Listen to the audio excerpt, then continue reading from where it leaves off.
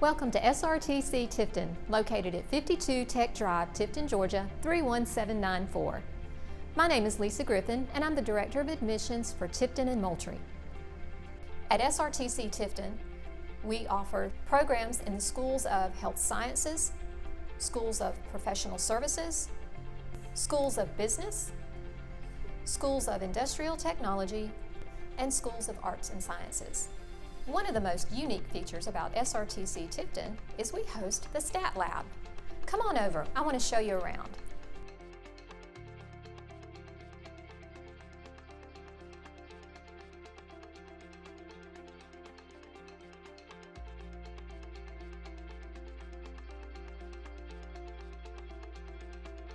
My name is Sherry King, and I am an RN and a CST, that's a registered nurse and a certified surgical technologist.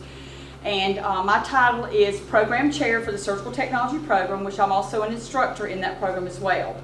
I've actually been with the program since its inception. We started this program in 2004, and I was the instructor that basically started the program then. And so, of course, I've been with it for 16 years, but I've actually been teaching for 28 years, and I've been in the industry for 34 years. My time in the industry I spent as a scrub in the OR. I was actually a nurse. So I worked in some other areas of the OR. I actually got my start at a technical college. I was a licensed practical nurse, and then I worked in the OR as a scrub. And then after gaining some experience there, I went back to RN school, and then I came back to the OR and actually functioned as what we call a circulator nurse in the OR. So I've worked in both capacities in the OR prior to starting my teaching career. We've seen the program grow steadily since its inception. We have been able to increase our numbers. The numbers that we're able to accept in the program are based upon how many clinical slots we have in our service area. So especially since we merged, we were able to have more clinical sites. So right now, we're able to take as many as 16 students on the Thomasville campus and 16 on the Tifton. We accept both of those cohorts each fall, so we accept once a year. So we usually are at max capacity and sometimes have to have people on a waiting list to come into the program.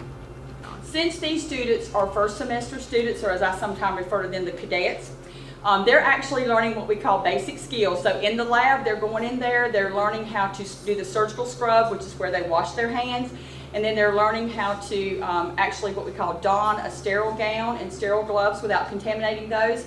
And then they're setting up the tables and all the instrumentation for the various surgical procedures.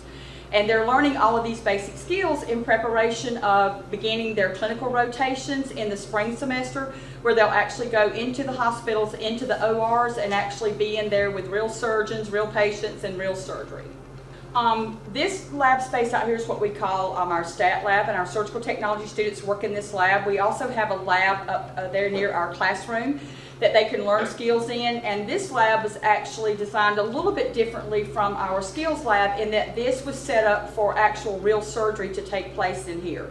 So what we use in here is we use this for training for surgeons so that they can update their skills, because currently surgeons that are graduating from college and going out there to start practicing, all their skills will be outdated in about 2 years.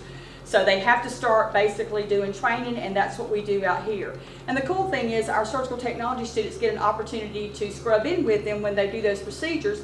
And many of those procedures are the cutting edge ones that are not yet being done in our clinical side. So our students are seeing them first here before they even come to the local hospitals sometimes.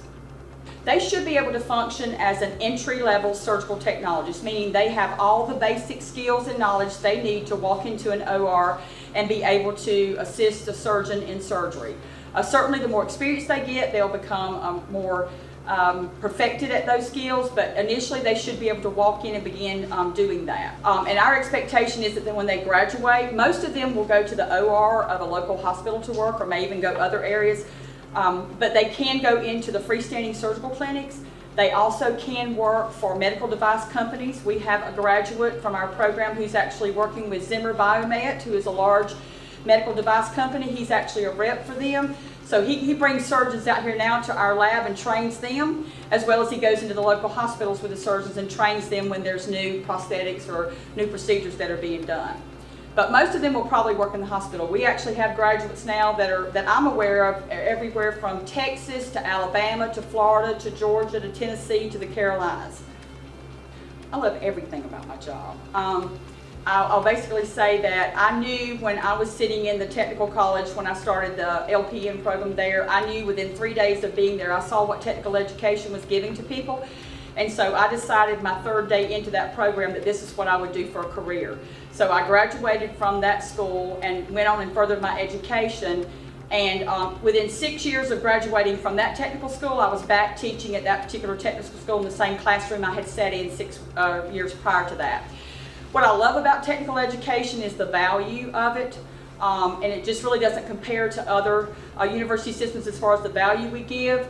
But I also feel like that we as instructors, we're really invested in our students, and because we guarantee our students with the warranty that we have, then we really are very serious-minded more so in what we do because we do guarantee them.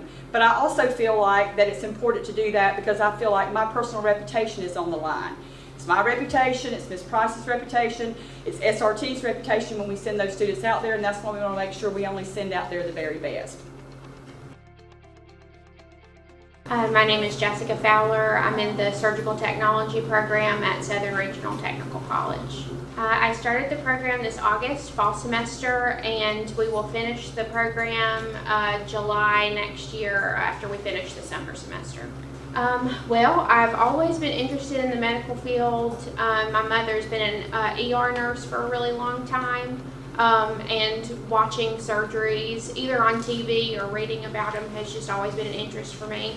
I started out school in business and finished my business degree, and I kind of wanted to change it up, and I heard about this program from a friend who was thinking about it, and it sounded so right for me, so that's what made me decide. Well, Ms. King was one of the first people I talked to after I decided to start this program because she's the program director and my advisor, and she's been there for all of us from the start, any questions that we had. So that's been such a big help, just having that open communication between us and the instructors. Well, so far we've learned like all the basic instruments that'll be used, and all the OR furniture and things like that. This lab particularly is set up a lot like a regular OR, so it's really great experience for us to learn here. Definitely for me specifically is about like the different specialties that are going into and the different instruments that are used at that time. That's just been a very exciting thing for me because it's kind of picking what I feel like would be best suited for me once I leave. Yeah, I definitely feel prepared. I know that the school has like advisors you can go to like help you with resumes and getting you prepared for entering the job field and things like that. So on top of that, just the relationship that I have with my advisor and my instructors, I feel very prepared because they're very open. Yeah, I work at Tifton Regional. I work in the accountable health department. I work very closely with Medicare and Medicaid patients in sort of a community outreach kind of way. Like if they don't have transportation to appointments, I connect them with organizations in the area that are covered by their Medicare and Medicaid. So that's what I do at the hospital, and my plans are to stay at Tifton Regional for a year or two and get some experience, and then I'd like to move off to like a level 1 trauma center like Tampa General or something like that. That's close to some family, so that's kind of my general plan.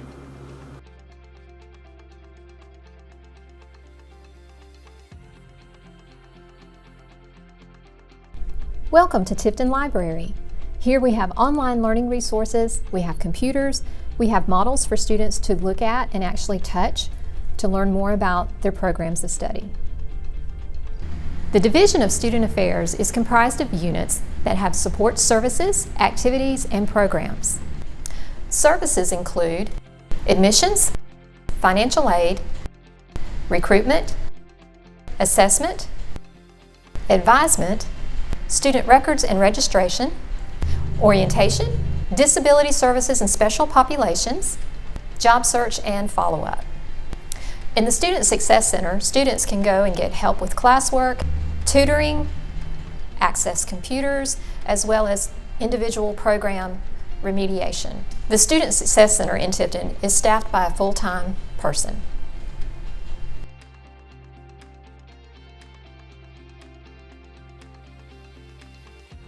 My name is Brad Simmons. I'm a welding instructor at Southern Regional Technical College. I've been employed here at the college for going on probably about 8 years. Technically, I was about 18 years old and I started out in a welding shop.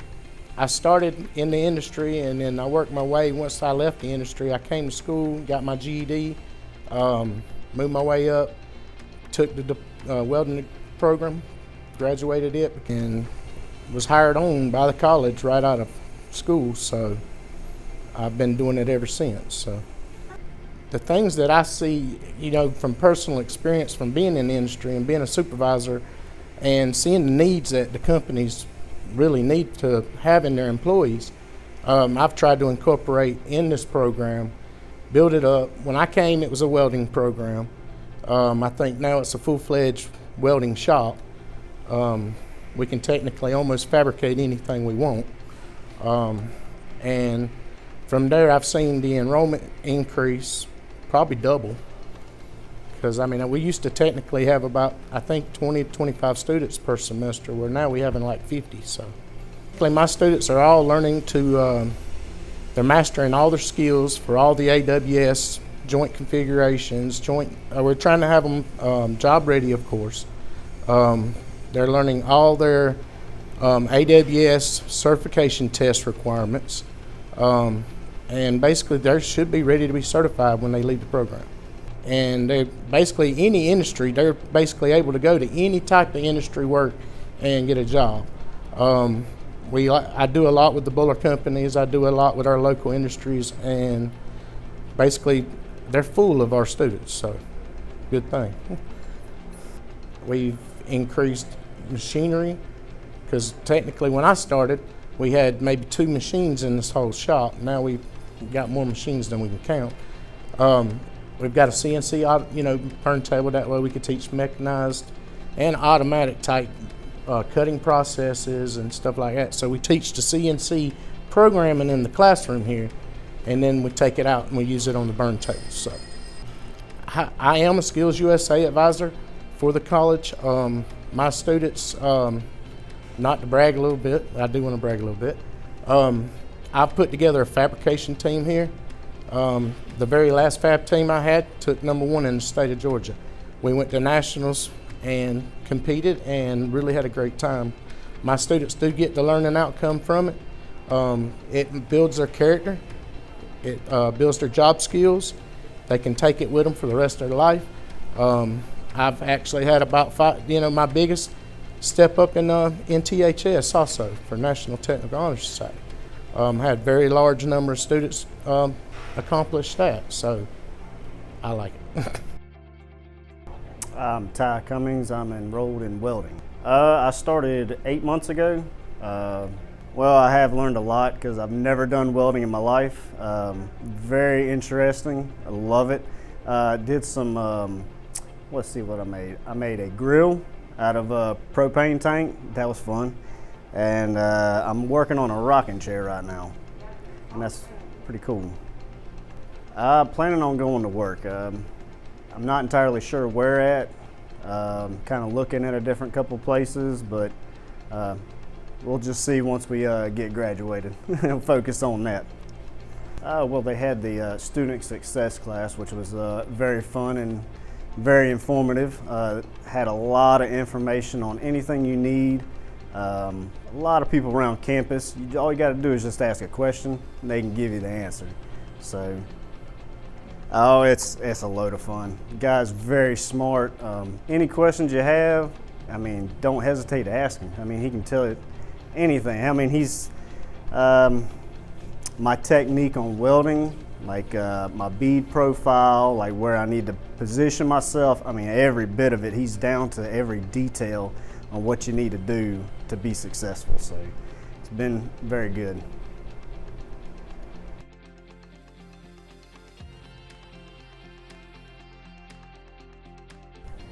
My name is Carrie Wilson. I am the program chair for the commercial truck driving program. I started with Southern Regional in 2011.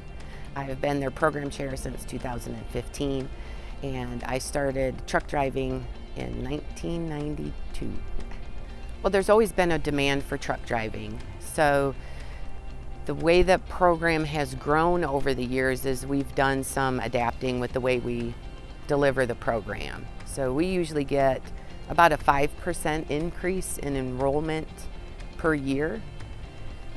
COVID-19 has dramatically impacted that, but we have adapted, and several factors went into that. The first one being that the HOPE Career Grant changed the way that they do their payouts, which allowed us to spread our program all over multiple terms.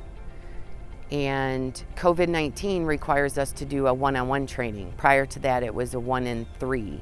So we'd have 3 students in a semi-truck with an instructor out on the road. We're not allowed to do that. So because of the HOPE Career Grant change, we have been allowed to change the way we deliver our program.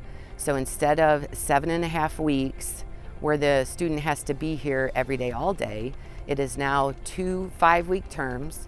The first 5 weeks is 100% online, where they learn the regulations, logbooks, vehicle systems, things like that.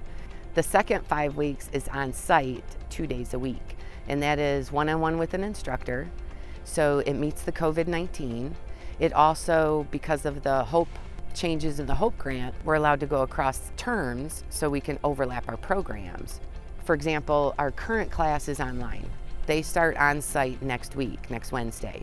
When that class comes to their on-site skills training, we begin our next online class. So we've been able to overlap them, and that increases our program offerings from 6 to 10 per year.